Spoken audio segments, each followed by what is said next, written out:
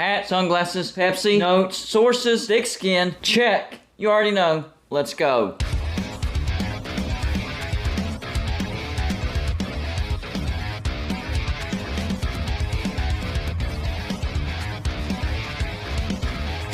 Welcome to Golden Blue today, everybody. This is a college football channel. So if you like college football, hit the like and subscribe button. It's that simple. Also, send gear to represent your team and be a part of my background forever. All you have to do is send it to P.O. Box 360, Liberty, South Carolina 29657. And don't forget to check out our Patreon page. We have a lot of great perks over there. The perk that people seem to enjoy the most, of course, is the score prediction contest where we award $20 every single week to whoever gets closest to the actual score of the game that I pick. We also did a championship week. I will award $25 to that winner. And right now is the best time to join Patreon because we are going to do the bowl prediction contest. First place prize will win $50. Second place prize is an autographed Golden Blue Dude flat bill hat. And the third place prize is a shout out. And the more Patreons we get, the higher we can bump up the prize. So if we get up to $300 worth of Patreon pledges, we will bump up the prize to $75. If we get up to $400 worth of Patreon pledges, we'll bump the prize up to $100, and so on and so forth. So there's even an incentive for current Patreon members to encourage other people to join Patreon. That way the prize goes even higher. I'll leave the link to the Patreon page in the description of this video. Well, slowly but surely, the real reasons why Shane Lyons was fired as the athletic director of West Virginia,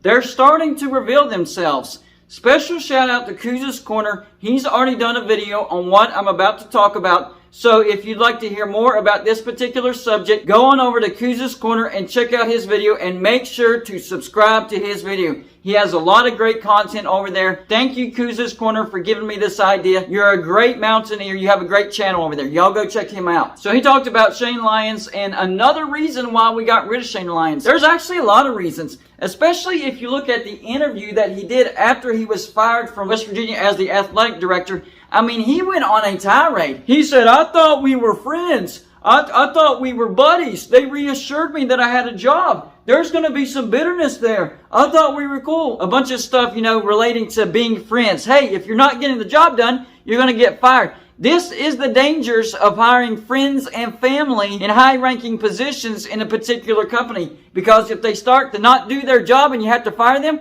they're going to act like that they're not your friend or family anymore. So beware if you want to hire a friend or family in one of your businesses, because this could happen to you. So he goes on a childish tirade saying he's going to be better, thought we were friends, blah, blah, blah, blah, blah. And he tries to throw the Country Roads Trust under the bus saying it's in a gray area. It could be committing NCAA violations. No, it can't. Boosters and donors is completely different from an NIL collective. According to Title IX, anything that university funds itself has to be equally split between the male athletes and the female athletes. NIL collectives are completely different. They're not a part of the university. And of course, we know with the NIL, it focuses mainly on football, male athletes. So he tried to throw West Virginia under the bus in that aspect. I'm telling you, this guy is a snake in the grass. And yes, he's responsible for the contract extension for Neil Brown after a 6-4 year in 2020.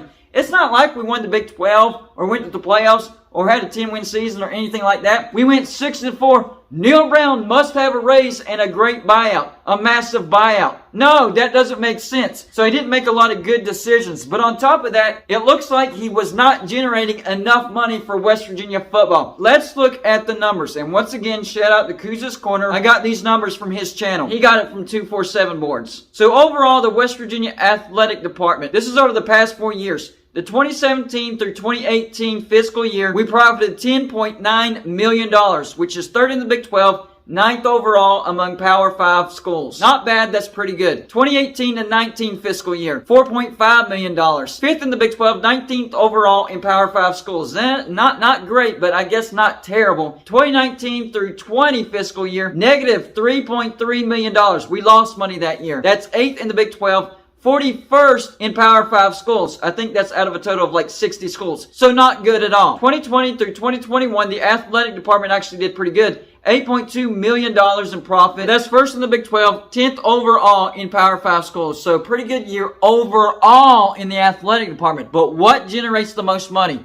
Football. What are we not happy about as West Virginia fans? Football. So we have to look at the football numbers. 2017 through 2018 fiscal year. We made a whopping $320,000. Not million, thousand. $320,000. That's 8th in the Big 12, and they can't count TCU or Baylor because they're private institutions, so they don't know their numbers, so it could be worse than that. 47th overall in Power 5 schools. That is pathetic. 2018 through 2019 fiscal year, $8,000. Even worse. That's 8th in the Big 12, 49th in Power 5 schools. That is absolutely terrible. 2019 through 20 fiscal year, $28.2 million. That looks like a big number, don't it? And to our standards, it is a big number. But in the Big 12, 5th and 23rd in Power 5 schools. So not as good as what we thought. And then 2020 through 2021, $6.4 million. 7th in the Big 12, 31st overall in Power 5 schools. Not good at all. He was not cutting the mustard whenever it comes to generating money for the football program. And Q's made a good point.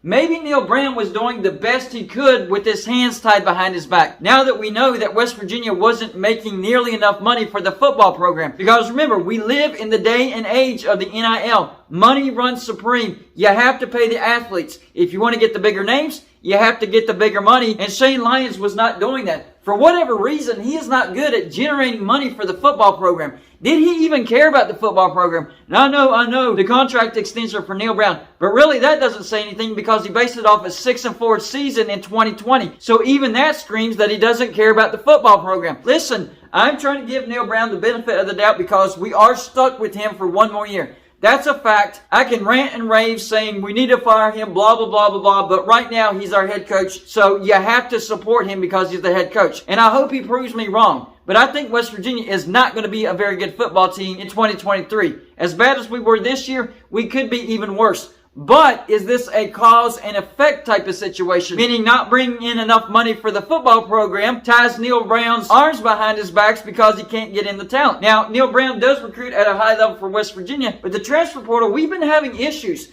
We've been having issues losing players to the transfer portal, and we've been having issues getting high-quality transfers from the transfer portal. Last year, we did get JT Daniels. We were able to pay him $850,000. I believe that was the amount, but other than that, we have not been able to get high-caliber recruits to the transfer portal. You cannot run a football program if you're losing your best recruits in the transfer portal and not replacing those with really good recruits. And that's exactly the position that West Virginia is in. So even though Neil Brown recruits at a high level for West Virginia, we're losing those recruits. Caden Prather, a high-level 4-star wide receiver who had a breakout year this year for West Virginia, recruited by Neil Brown. He was a great recruit. Entered the transfer portal because West Virginia is not generating enough money to pay him to stay at West Virginia. I know you don't like to hear that, paying players to get them to stay at West Virginia, but that's how things are. And that's one of the main reasons why we fired Shane Lyons, because he just did not generate enough money for West Virginia to keep these high-caliber recruits. And when they do transfer, to get better high-caliber recruits to the transfer portal. We weren't bringing in enough money. Ren Baker was a home run hire when it comes to making money. Over there at North Texas, he generated a ton of money.